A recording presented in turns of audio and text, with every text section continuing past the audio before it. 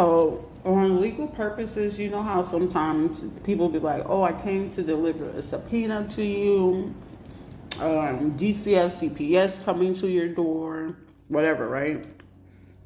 You sometimes have to pay attention to everyone's mannerism because sometimes people do be having ring lights, cameras at their door.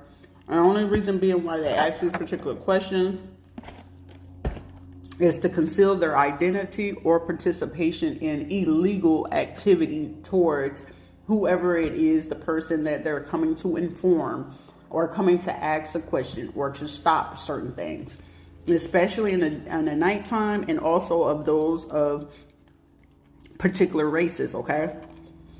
In order to avoid those, because sometimes now in this aspect, you get a lot of them bringing in documentation and wanting you to sign, and you not knowing that you're signing documents that could be signing your rights over. Or if there's an agenda or something against you, you could be signing something unbeknownst to you, giving them rights to violate you in certain ways. That's why you can still accept the paperwork and form and say, hey, I'm going to take this to a legal aid.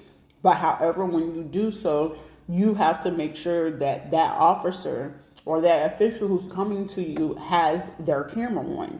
Because if they don't have their camera on, at that point, regardless, you know, the law and judges and stuff like that, and especially if they're friends and stuff like that, will take that officer's word versus the civilian person's word, which has created a lot of issues for a lot of people in court cases, okay?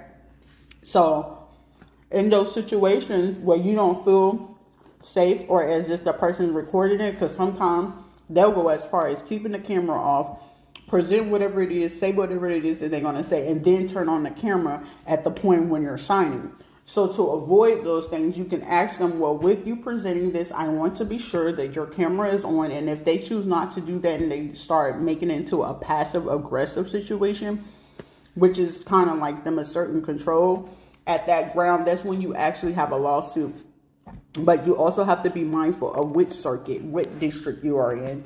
You need to make sure you do your due diligence to make sure, even when it's DCF, CPS, and those things, and make sure that they're not in friends or same groups or conglomerates, because they will try to utilize that to come together to tag team you, okay? So whenever you're taking these documents, you need to make sure whenever they're coming to talk to you, ask before they even ask you anything, is your camera on? Because that is also a form of you accepting, okay? So carry on. Hope that was useful.